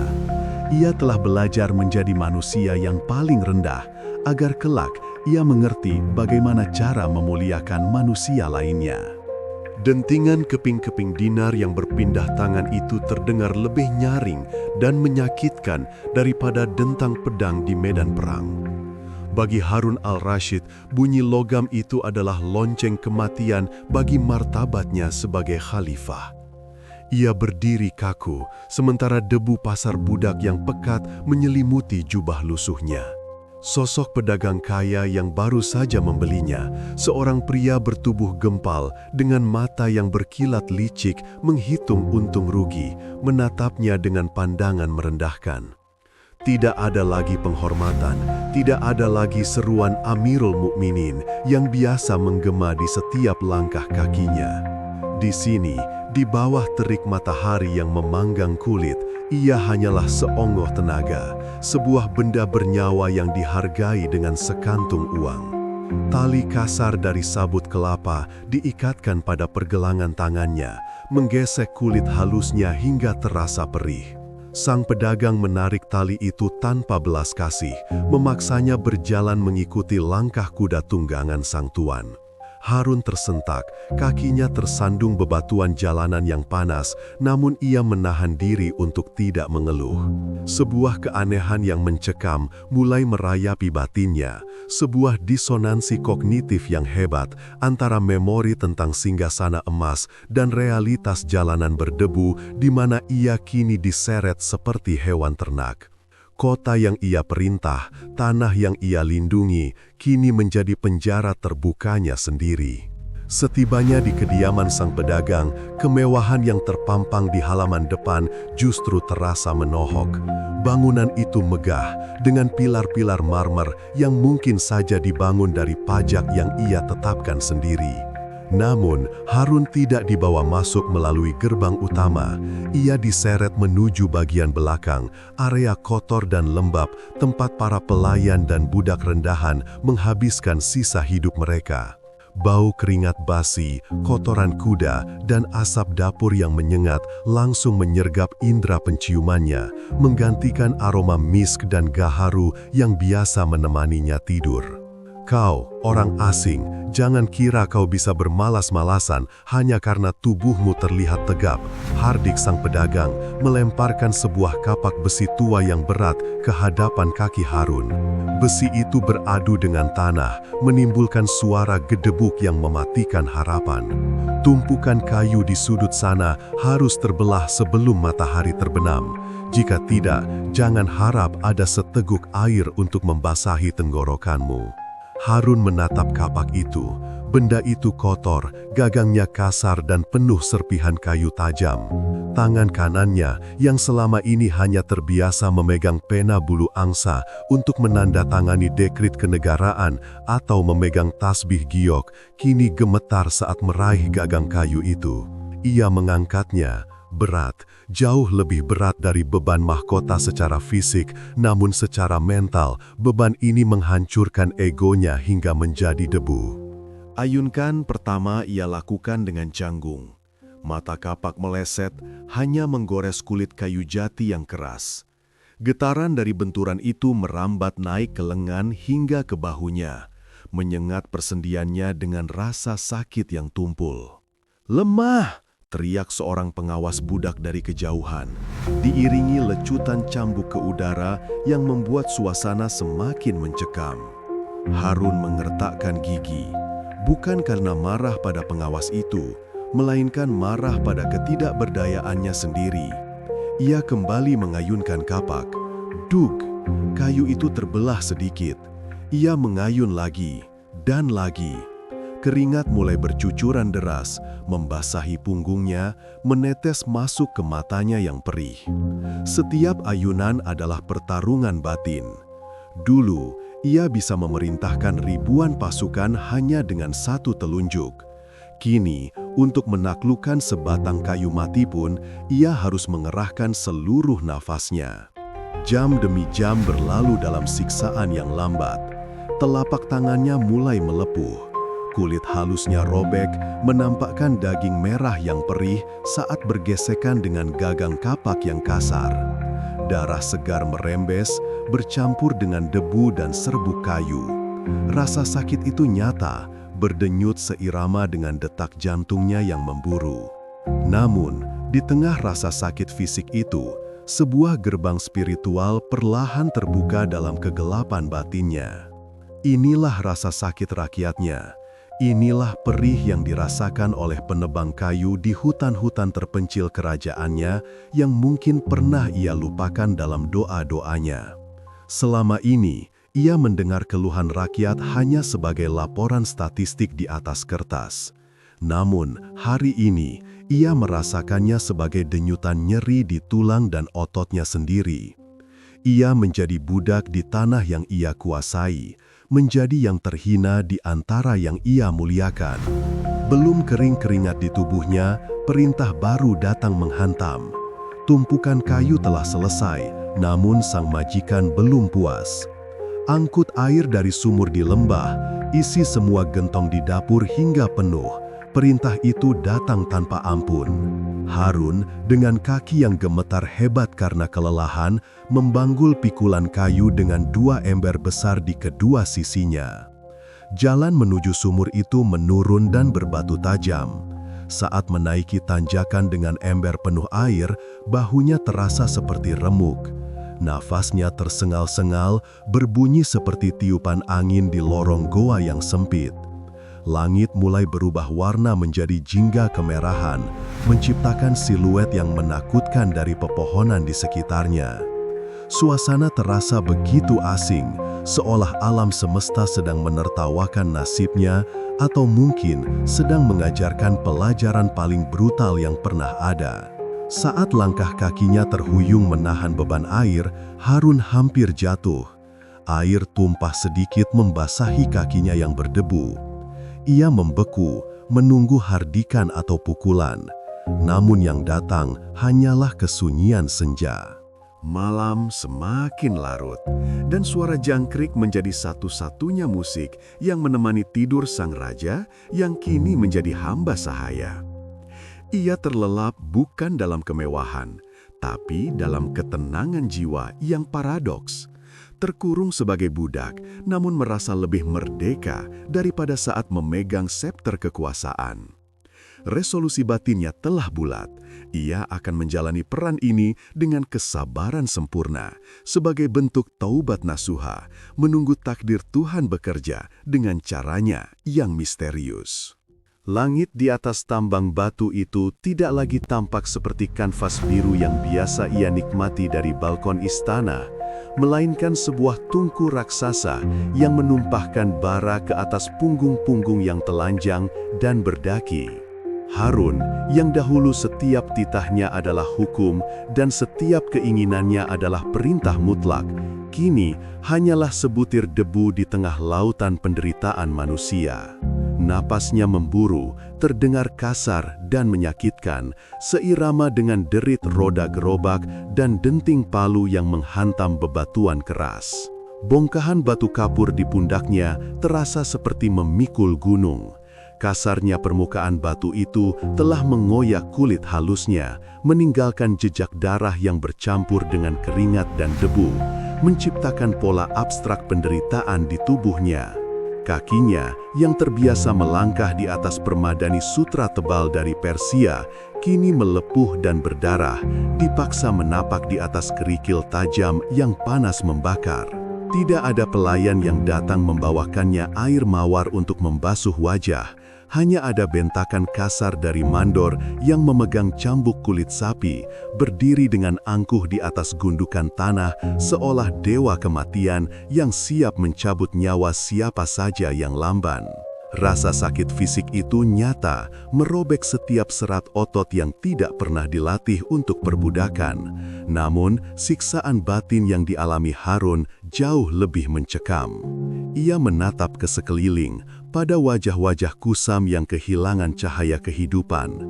Mereka adalah rakyatnya, orang-orang yang selama ini ia sebut dalam pidato kenegaraan, orang-orang yang pajaknya membiayai kemegahan singgasananya. Selama ini, Harun mengira ia tahu tentang kemiskinan dari laporan para menteri. Namun hari ini, di bawah terik matahari yang tanpa ampun, ia menyadari bahwa ia tidak tahu apa-apa. Laporan di atas kertas tidak berbau anyir keringat, angka-angka statistik tidak menjerit kesakitan saat punggung mereka dicambuk. "Jalan, jangan melamun kau, budak malas!" Sebuah lecutan keras mendarat di bahu kiri Harun. Rasa perih yang menyengat seketika menjalar hingga ke tulang sumsum, memaksanya terhuyung ke depan. Ia menggigit bibir hingga berdarah, menahan teriakan yang hampir meledak dari tenggorokannya. Amarah seorang raja bergolak di dadanya, keinginan untuk berbalik, menunjuk wajah si mandor dan memerintahkan pengawal untuk memenggal kepala si kurang ajar itu. Namun, realitas menghantamnya lebih keras daripada cambuk itu. Tidak ada pengawal, tidak ada stempel kerajaan. Jika ia berteriak mengaku sebagai Raja Harun sekarang, mereka tidak akan bersujud. Mereka akan tertawa, menyebutnya gila, dan mungkin memukulinya hingga mati sebagai hiburan. Situasi ini melahirkan atmosfer yang aneh dan mencekam di dalam benak Harun. Dunia terasa terbalik, seolah-olah alam semesta sedang menghukumnya dengan cara yang paling ironis. Setiap kali ia melihat kemewahan kereta kuda yang melintas di kejauhan membawa bangsawan, hatinya terasa teriris. Bukan karena iri, melainkan karena rasa bersalah yang mendalam. Ia melihat bayangan dirinya yang dulu di sana, angkuh, buta dan tuli terhadap jeritan yang kini menjadi lagu pengantar tidurnya. Menjelang senja, ketika matahari mulai meredup dan meninggalkan semburat jingga yang tampak seperti luka di langit, para budak digiring masuk ke dalam barak pengap. Ruangan itu lebih pantas disebut kandang ternak daripada tempat tinggal manusia. Bau busuk dari kotoran, keringat basi, dan luka yang membusuk memenuhi udara, menciptakan kabut tipis yang menyesakkan dada. Harun duduk di sudut ruangan yang gelap, memeluk lututnya yang gemetar. Di sebelahnya, seorang lelaki tua dengan tubuh kurus kering sedang berusaha mengunyah roti keras yang lebih mirip batu bata. Lelaki itu menoleh pada Harun, matanya cekung namun memancarkan sisa-sisa kebaikan yang tulus. "Makanlah nak, kau tidak akan bertahan besok jika perutmu kosong," ujar lelaki tua itu seraya mematahkan separuh rotinya yang kecil dan menyodorkannya pada Harun. Harun menatap potongan roti berjamur itu. Dahulu, ia akan membuangnya ke tempat sampah atau memberikannya pada anjing istana. Namun kini, di tengah kelaparan yang melilit usus, roti itu tampak lebih berharga daripada sepiring daging rusa panggang di meja perjamuan. Dengan tangan gemetar, ia menerimanya. "Terima kasih," suara Harun parau nyaris tak terdengar. "Kau baru di sini," kata lelaki tua itu, bukan bertanya, melainkan menyimpulkan. "Aku melihat caramu memandang mandor tadi. Tatapan itu berbahaya. Simpanlah harga dirimu di dalam hati, jangan biarkan terpancar di mata. Di sini, harga diri bisa membunuhmu lebih cepat daripada wabah." Kata-kata itu menohok jantung Harun. Pelajaran hikmah justru datang dari seorang budak tua yang tidak memiliki apa-apa, bukan dari ulama istana yang berjubah sutra. Harun mengunyah roti itu perlahan, merasakan tekstur kasarnya melukai langit-langit mulut, namun di saat yang sama memberikan energi kehidupan. "Siapa namamu, Pak Tua?" tanya Harun. "Orang memanggilku Karim. Dulu aku punya nama panjang dan gelar, tapi nasib memutar roda kehidupan. Sekarang aku hanya Karim si pengangkut batu," jawabnya sambil tersenyum pahit. "Dan kau, siapa namamu sebelum nasib buruk menyeretmu ke lubang neraka ini?" Harun terdiam. Ia ingin menjawab, "Harun, rajamu," tapi lidahnya keluar. Identitasnya adalah beban sekaligus kunci yang hilang. "Namaku Abdullah," jawab Harun lirih, menggunakan nama hamba Allah yang umum. Malam semakin larut dan suasana barak menjadi semakin mencekam. Suara rintihan kesakitan dari budak-budak yang terluka terdengar bersautan dengan dengkuran kelelahan. Di kegelapan itu, Harun tidak bisa tidur. Pikirannya berkecamuk. Ia merenungkan setiap keputusan yang pernah ia buat sebagai raja. Berapa banyak orang yang menderita karena kelalaiannya. Berapa banyak ketidakadilan yang terjadi di bawah hidungnya, sementara ia sibuk menikmati syair dan anggur. Ia menyadari bahwa penderitaan ini bukan sekadar kemalangan, melainkan sebuah teguran keras dari Tuhan. Allah telah mencabut jubah kebesarannya untuk memperlihatkan kulit aslinya yang lemah. Tanpa mahkota, ia hanyalah manusia biasa yang bisa lapar, bisa sakit, dan bisa dihina. Keringat yang menetes hari ini adalah penebus dosa-dosa masa lalunya yang abai. Di tengah keheningan malam yang menakutkan, Harun bersujud di atas tanah yang kotor. Keningnya yang mulia menyentuh debu yang najis.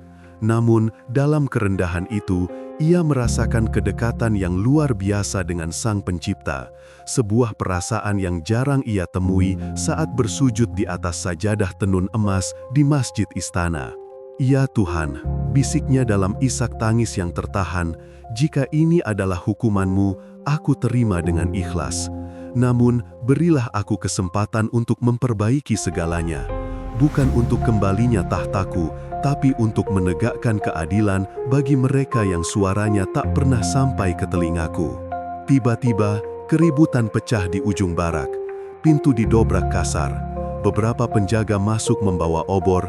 Cahaya api memantulkan bayangan-bayangan raksasa yang menari mengerikan di dinding. Mereka mencari seseorang. "Bangun semua! Siapa yang mencuri gandum dari gudang?" teriak kepala penjaga, suaranya menggelegar memecah keheningan malam. Tidak ada yang menjawab. Ketakutan menyergap seisi ruangan.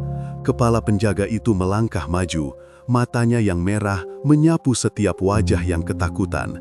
Ia berhenti di depan Karim, lelaki tua yang tadi berbagi roti dengan Harun. Ditariknya kerah baju Karim hingga lelaki tua itu terangkat. "Kau, aku melihat remah roti di tanganmu. Kau pasti yang mencurinya," tuduh penjaga itu sembarangan. "Demi Allah Tuan, ini jatah saya sendiri." Karim mencoba membela diri dengan suara gemetar. "Dusta! Penjaga itu mengangkat gada besinya, siap menghantam kepala Karim. Waktu seolah berhenti bagi Harun. Ia melihat ketidakadilan yang telanjang di depan matanya. Ini bukan lagi soal politik atau strategi. Ini soal nyawa manusia tak bersalah. Darah bangsawannya mendidih, bukan karena kesombongan, tapi karena naluri pelindung yang seharusnya dimiliki seorang pemimpin. Tanpa memikirkan konsekuensinya, Harun melompat berdiri. "Hentikan!" teriak Harun lantang. Suaranya bukan suara budak yang memohon, melainkan suara komando yang biasa menggema di aula istana. Wibawa yang sempat hilang kini kembali memancar dari sorot matanya yang tajam, meskipun tubuhnya berbalut kain lusuh. Para penjaga tertegun sejenak, terkejut melihat keberanian atau kegilaan seorang budak baru. Kepala penjaga menurunkan Karim dan beralih menatap Harun dengan seringai menyeramkan. Ia melangkah mendekati Harun, mendekatkan wajahnya yang bau alkohol.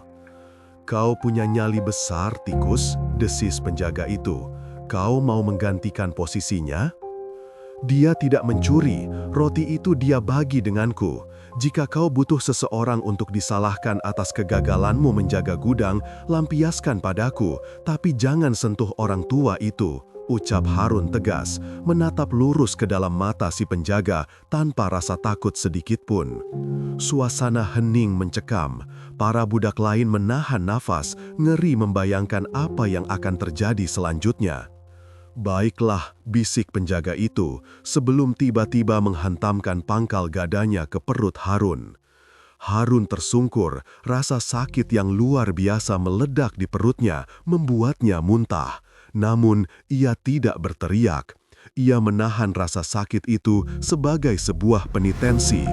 Pukulan demi pukulan mendarat di tubuhnya, tulang rusuknya terasa retak, wajahnya babak belur. Namun, setiap kali ia dipukul, batinnya justru semakin kuat. Ia sedang membayar pajak atas ketidaktahuannya selama ini. Ia sedang membeli hikmah dengan darahnya sendiri. Ketika penjaga itu akhirnya berhenti, napasnya terengah-engah karena lelah memukul, Harun tergeletak di tanah, setengah sadar. Darah mengalir dari pelipisnya, mengaburkan pandangannya. Namun, melalui mata yang bengkak itu, ia melihat Karim merangkak mendekatinya, menangis, membisikkan doa-doa keselamatan. Dalam kesakitan yang hampir merenggut kesadarannya, Harun menemukan resolusi. Ia tidak bisa mati di sini, bukan karena ia takut mati, tapi karena ia memiliki tugas suci. Ia harus kembali ke istana, bukan untuk menikmati anggur, tapi untuk meruntuhkan sistem yang memungkinkan kekejaman seperti ini terjadi. Ia harus membuktikan identitasnya, bukan dengan berteriak, "Aku raja," tapi dengan kecerdasan dan strategi, sama seperti ia memenangkan perang di perbatasan utara. Ia menatap langit-langit barak yang bocor, melihat sebutir bintang yang bersinar redup di celah atap. "Tunggu aku, rakyatku," batinnya berbisik, sementara kesadaran perlahan meninggalkannya menuju kegelapan yang damai. Raja kalian yang sebenarnya baru saja lahir malam ini, lahir dari rahim penderitaan, dibaptis oleh keringat dan darah kalian. Malam itu, di antara bau amis darah dan debu, Harun al-Rashid akhirnya menemukan sesuatu yang hilang selama bertahun-tahun di tengah tumpukan emas permatanya, hatinya sendiri. Matahari siang itu terasa lebih menyengat daripada hari-hari sebelumnya, seolah alam semesta sedang menekan sisa-sisa kesabaran yang tersimpan di dalam dada Sultan Harun al-Rashid. Debu tanah liat yang mengering di kulitnya telah menjadi lapisan kedua, menyamarkan kemuliaan kulit seorang khalifah di balik topeng penderitaan seorang budak kasar. Sudah sekian lama ia terjebak dalam sandiwara nasib ini. Diperintah, dicaci, dan diperlakukan selayaknya hewan pekerja oleh seorang majikan yang buta mata hatinya. Namun, hari ini ada yang berbeda. Atmosfer di sekitar ladang pembuatan batu bata itu terasa berat, menggantung rendah, seakan hendak menimpa siapa saja yang bernapas di bawahnya. Angin berhenti berhembus, menciptakan keheningan yang mencekam di antara suara denting cangkul dan napas berat para pekerja. Harun merasakan sebuah pergolakan batin yang hebat. Bukan kemarahan yang membakar dadanya, melainkan sebuah kesadaran spiritual yang mendalam bahwa ujian ini telah mencapai puncaknya. Ia menyadari bahwa Allah tidak menempatkannya di kubangan lumpur ini selamanya tanpa alasan, namun ada batas di mana martabat seorang pemimpin umat harus ditegakkan kembali demi kehormatan kekhalifahan.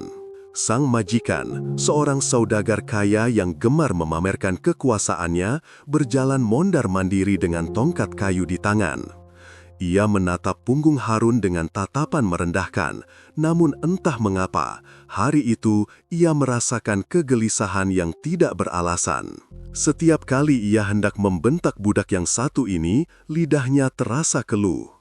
Ada aura kewibawaan yang ganjil memancar dari sosok dekil yang sedang mengaduk lumpur itu.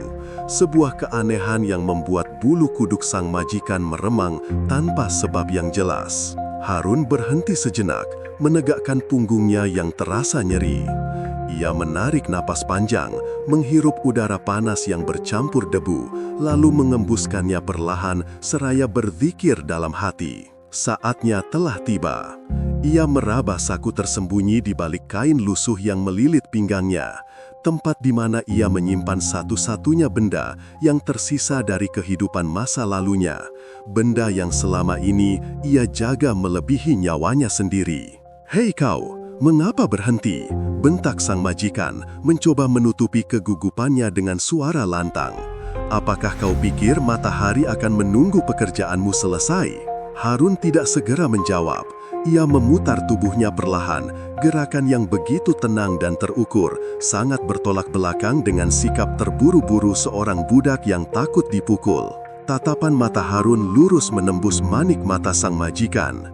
Di sana tidak ada ketakutan, tidak ada ketundukan hamba sahaya.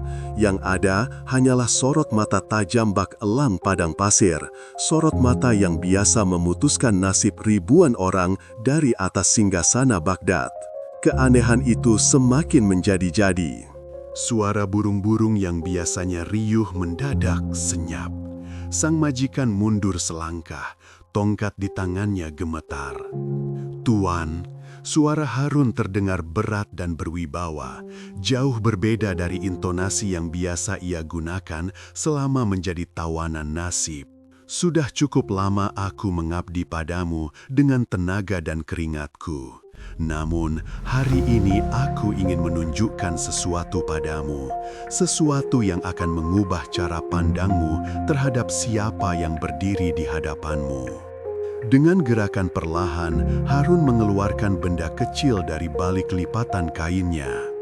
Ia membersihkan benda itu dengan ujung jempolnya, menyeka debu yang menempel hingga logam mulia itu berkilau, tertimpa sinar matahari yang terik. Itu adalah sebuah cincin stempel kerajaan. Batu permata di tengahnya memancarkan cahaya merah delima yang agung, dikelilingi ukiran emas rumit yang hanya boleh dikenakan oleh satu orang di seluruh kolong langit kekhalifahan ini. Harun melangkah maju, menjulurkan tangannya yang kasar dan penuh luka, memperlihatkan cincin itu tepat di depan wajah sang majikan. "Bacalah ukiran ini," perintah Harun. Nadanya bukan lagi permintaan, melainkan titah. Sang majikan menyipitkan mata, awalnya dengan rasa enggan dan curiga. Namun, ketika matanya menangkap detail ukiran kaligrafi yang melingkar di permukaan cincin itu, wajahnya yang semula merah karena marah seketika berubah pucat pasi, seputih kain kafan. Jantungnya seakan berhenti berdetak. Ia membaca tulisan itu, sebuah nama yang biasa disebut dalam doa-doa di Masjid Jami, sebuah nama yang menggetarkan musuh-musuh Islam dari timur hingga barat. Harun al-Rashid, Amirul Mukminin. Kenyataan menghantam kesadaran sang majikan laksana petir di siang bolong. Kakinya yang tadi kokoh berdiri di atas tanah kepemilikannya kini terasa lemas tak bertulang. Tongkat kayunya terjatuh ke tanah menimbulkan bunyi buk yang terdengar begitu keras di tengah kesunyian yang mencekam. Dunia sang majikan runtuh seketika. Sosok yang selama ini ia perlakukan seperti hewan, yang ia beri makan sisa-sisa roti kering, yang ia paksa bekerja di bawah terik matahari, adalah Khalifah Harun al-Rashid, pemimpin tertinggi umat Islam. Bayangan hukuman pancung, penyiksaan, atau kemurkaan kerajaan menari-nari di pelupuk matanya. Rasa takut yang amat sangat merayapi tulang belakangnya, membekukan darahnya. Tanpa sadar, tubuh gemuk sang majikan merosot. Ia jatuh berlutut, lalu bersujud di atas tanah berdebu, mencium kaki Harun yang kotor oleh lumpur. Ampun, ampun Paduka, hamba berdosa, hamba buta. Suaranya parau, pecah oleh isak tangis ketakutan yang histeris. Tubuhnya menggigil hebat seperti orang yang terserang demam tinggi. Demi Allah, hamba tidak tahu, hamba sungguh tidak tahu bahwa Paduka adalah Sultan. Kabutlah nyawa hamba jika itu bisa menebus dosa hamba. Tapi ampunilah keluarga hamba. Harun menatap sosok yang bersujud di kakinya itu. Tidak ada dendam yang tersisa di hatinya. Penderitaan fisik yang ia alami selama ini telah menempa jiwanya menjadi lebih bening. Ia melihat ketakutan sang majikan bukan sebagai kemenangan egonya, melainkan sebagai bukti betapa rapuhnya manusia di hadapan simbol kekuasaan duniawi. Padahal kekuasaan sejati hanyalah milik Allah semata. Bangunlah, ucap Harun lembut namun tegas. Sang majikan mengangkat wajahnya yang basah oleh air mata dan debu masih gemetar hebat. Ia tidak berani menatap mata sang khalifah. Ketahuilah wahai Fulan, kata Harun, suaranya mengalun penuh hikmah.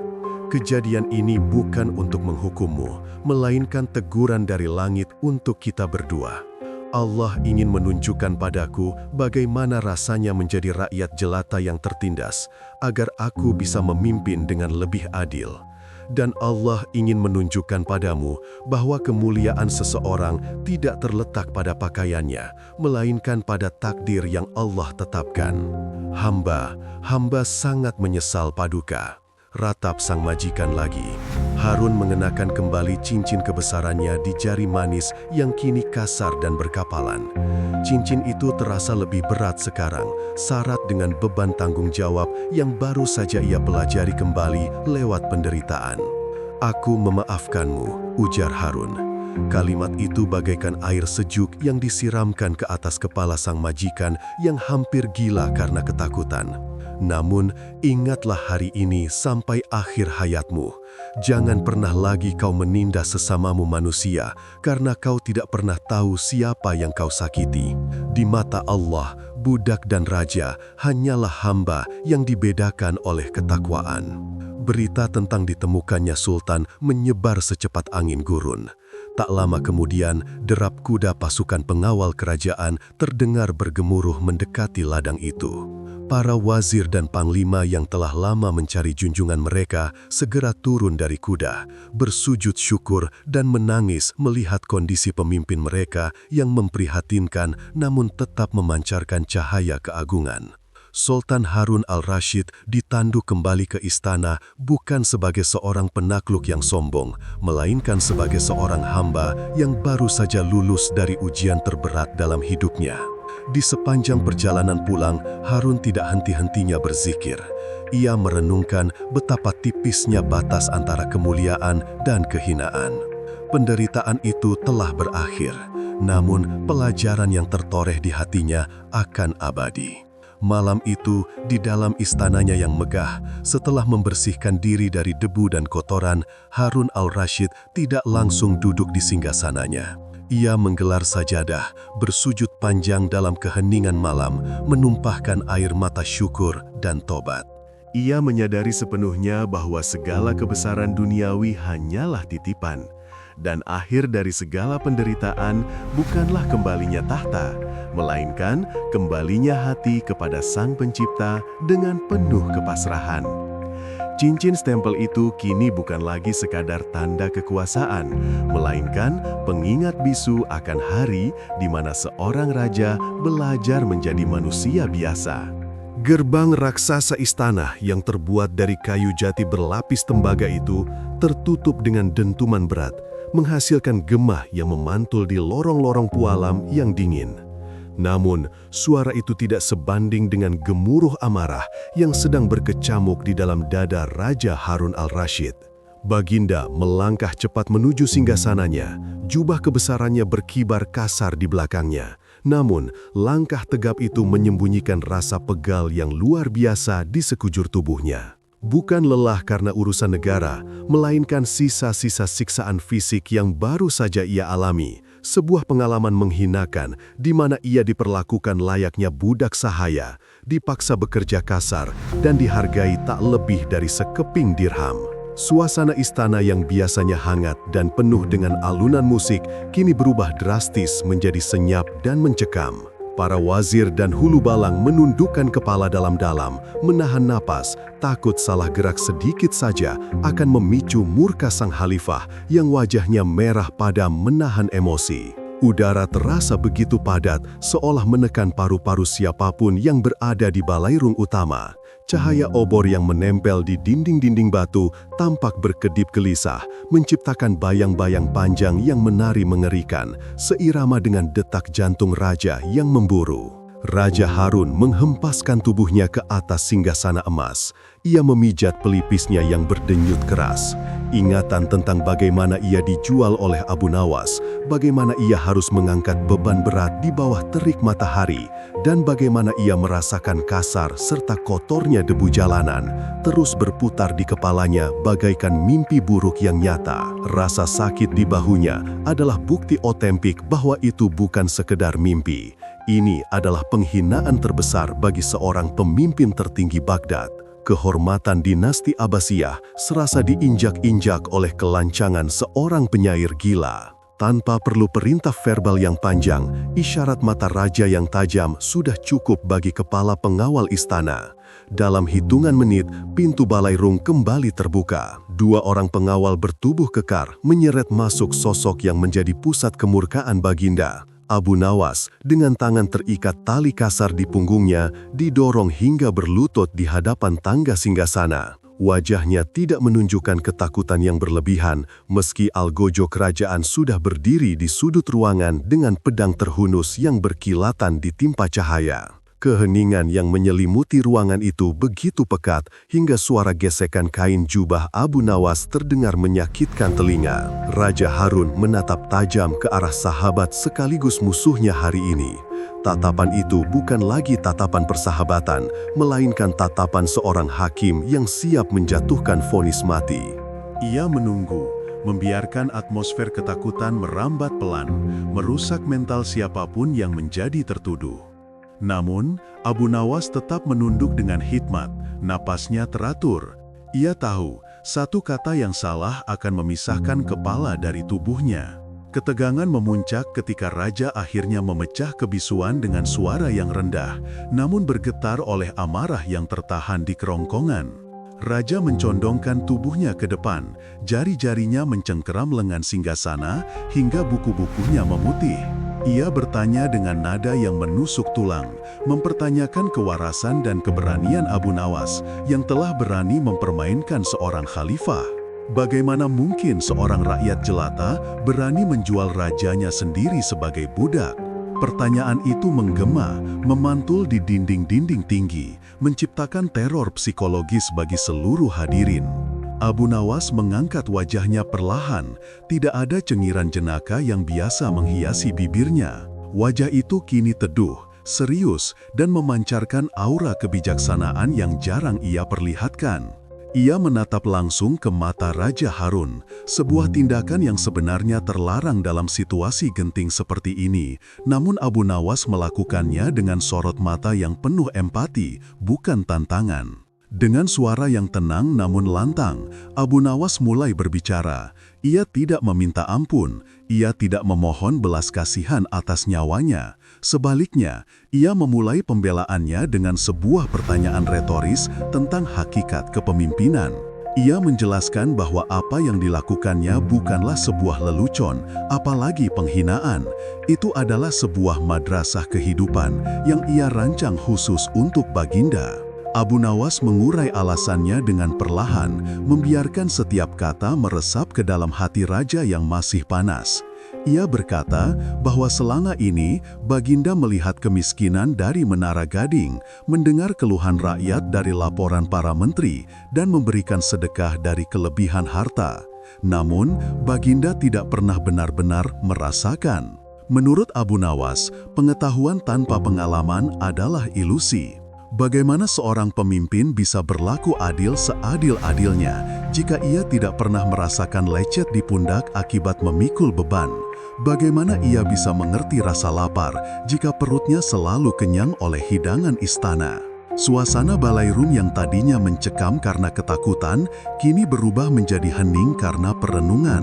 Kata-kata Abu Nawas mengalir seperti air dingin yang menyiram bara api. Ia menegaskan bahwa ia sengaja menempatkan raja dalam posisi terhina agar Baginda mengerti bahwa di mata Tuhan, jubah kebesaran dan pakaian budak hanyalah kain pembungkus jasad.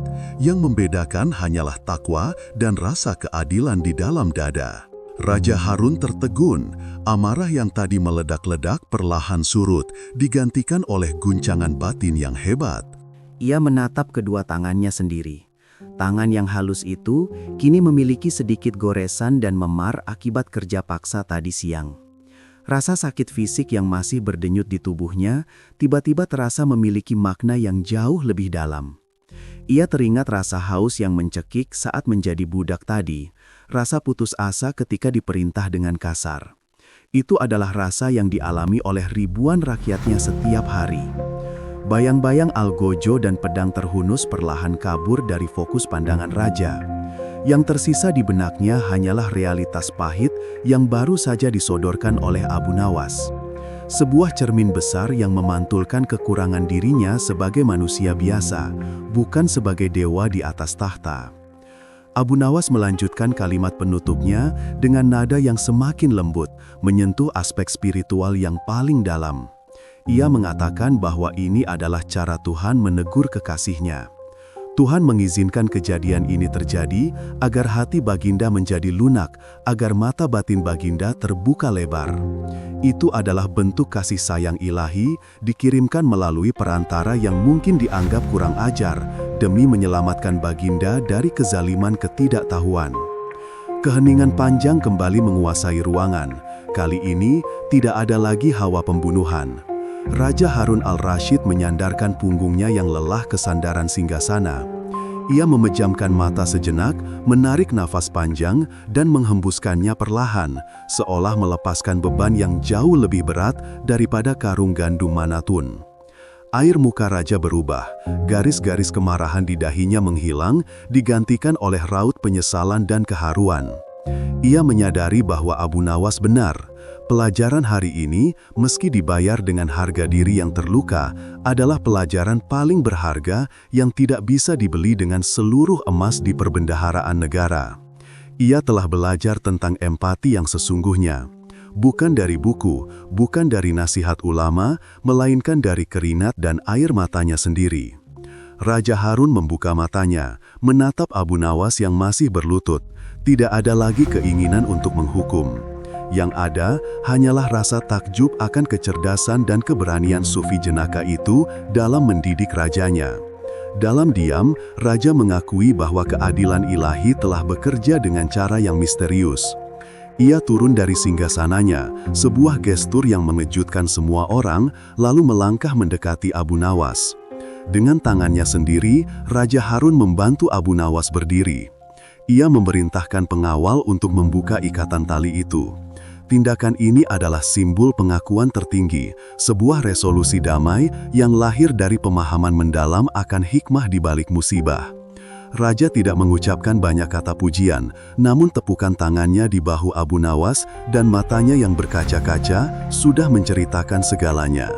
Malam itu, di istana Baghdad, tidak ada darah yang tumpah. Yang ada hanyalah tumpahan hikmah yang membasahi hati seorang pemimpin, mengingatkannya bahwa jabatan hanyalah titipan, dan penderitaan rakyat adalah amanah yang harus dirasakan, bukan sekadar didengarkan.